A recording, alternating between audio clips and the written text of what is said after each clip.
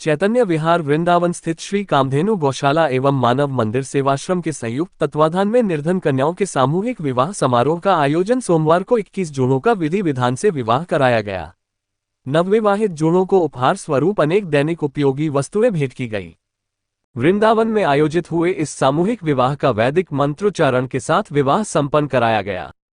महाराज मनु श्री ने बताया कि वर्तमान में दहेज एक कुप्रथा बन चुकी है। ऐसे आयोजनों से इस प्रथा को खत्म किया जा सकता है। साथ ही विवाह में दोनों पक्षों का बहुत ज्यादा खर्च होता है। इस सामूहिक विवाह जैसे आयोजन से फिजूल खर्ची को भी कम किया जा सकता है।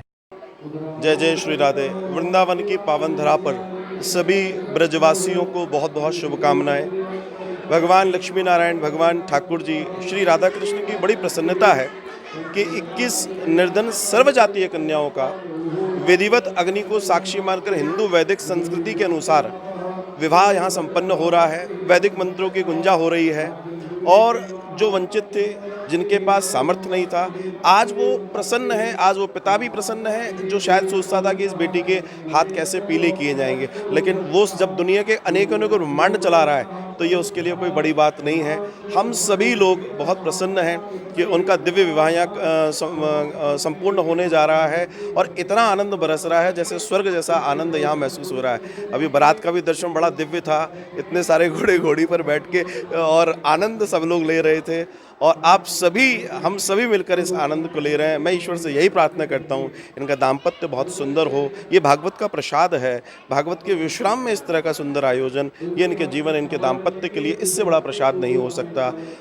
भैया, सामग्री की बात करूँ तो हमारे यहाँ शुभ सूचक मंगलसूत्र है, तो स्वर्ण का सारा सामान जिसमें मंगलसूत्र है, कान के, नाक के जो होते हैं, बेड, ड्रेसिंग, सिलाई मशीन, टेलीविज़न, बर्तन, किचन का पूरा सामान, 1 महीने का राशन, मतलब जो गृहस्थी में जिन जिन चीज़ों की आवश्यकता होती है एक गृहस्थ को, वो यहाँ से जाएंगे, खाली कमरा भरेंगे और उनको कहीं जाने की ज़रूरत नहीं है। दूध बस लाना है, बाकी सारी चीज़ें उनके लिए अवेलेबल, मतलब each and everything related with गृहस्थी सब उनके पास। मैं सभी अपने बंधुगणों से व्यासपीठ पर विराजित जितने भी विष्णु स्वरूपा हैं सबसे एक ही बात कहना चाहूँगा, आज सनातन को ब्राह्मण की ज़रूरत है। आज सनातन को ब्रह्म दर्शन की ज़रूरत है और वो ब्रह्म दर्शन सबको एक दृष्टि से देखता है। आज अगर बड़ा व्यक्ति जब कोई चीज़ लेकर आएगा तो छोटे उसका अनुसरण करेंगे, तो सब ऊपर देखते हैं, तो जो ऊपर बैठा है उसको नीचे देखना ज़रूरी है।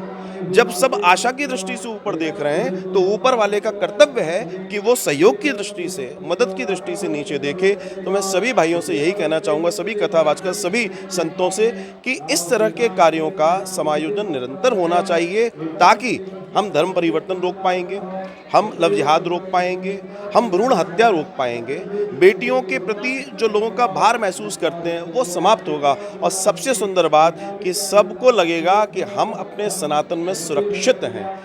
संत व विद्वान भी सामूहिक विवाह समारोह में आशीर्वचन देने पहुंचे। संत व विद्वान ने कहा कि सामूहिक विवाह के कार्यक्रम आज के समाज की आवश्यकता है और इनसे समाज को एक नई दिशा मिलती है। इस मौके पर मौजूद श्री कृष्ण चंद्र ठाकुर जी ने कहा कि इस तरह के आयोजनों में समाज के हर वर्ग को सहयोग करना चाहिए। नवयुगलों को आशीर्वाद प्रदान कर उनके उज्जवल भविष्य की कामना की एवं दहेज रूपी कलंक को मिटाने के लिए सामूहिक विवाह की ओर समाज को अग्रसर करने के लिए जागरूक किया। मंच पर मौजूद संत व विद्वान का मनु श्री महाराज ने चित्रपट देकर स्वागत किया।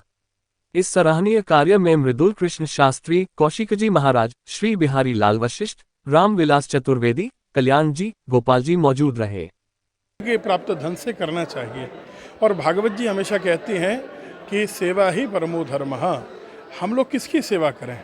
हम लोग जो हमारे द्वारा निर्मित पाषाण के विग्रह हैं, जब उनमें प्रतिष्ठा करते हैं, उनमें देवत्व का संधान करने के बाद हम उनमें इतनी भावना रखते हैं, तो जिन मूर्तियों को ठाकुर जी ने स्वयं बनाकर भेजा, और अगर उन मूर्तियों को कोई कष्ट है तो क्या ये साक्षात ठाकुर जी को कष्ट नहीं है? अगर उनके अंदर भगवान विराजमान है तो अपने द्वारा जो भी सेवा की जा रही है वो नारायण सेवा मानकर की जाए। और आदरणीय मनुष्य जी ने तो आज करके दिखाया, लोग एक कन्यादान करते हैं, एक लक्ष्मी का कन्यादान, और नारायण स्वरूप होते हैं, किसी भी जाति के हों, किसी भी धर्म के हों, वो उस दिन लक्ष्मी नारायण है। आज 21 लक्ष्मी स्वरूपा कन्याओं का कन्यादान आपके माध्यम से हो रहा है, नारायण के लिए हो रहा है। मैं कहता हूँ कि नारायण के लिए अगर सबसे बड़ी कोई सेवा की जा सकती है बलराम जी, तो यही सेवा की जा सकती है। हम लोग नारायण के लिए जो रोली फूल चढ़ा रहे हैं, गंध पुष्प से, षोडशोपचार से जो अर्चन कर रहे हैं, वो अर्चन नहीं है।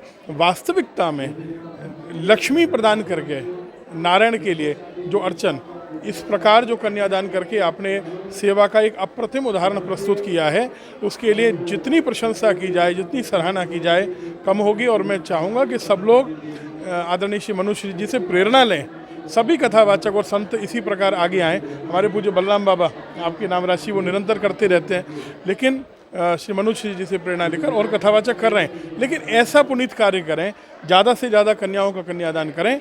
और एक दूसरी बात, जब ब्राह्मण इस प्रकार कन्यादान करेगा तो समाज में समरसता का कितना वातावरण आएगा। जो लोग ब्राह्मणों को गालियां देते हैं, वो लोग देखेंगे कि ब्राह्मण एक वो शूद्र है, वो क्षत्रिय है, कि वैश्य है या ब्राह्मण है, वहाँ कोई जाति का महत्व नहीं रह जाता है। इस प्रकार जब कन्यादान करवा रहा है अन्य जातियों की कन्याओं का, तो सामाजिक समरसता तो होगी और सनातन का एकत्व होगा। और बात तो सनातन की एकता की होनी ही चाहिए।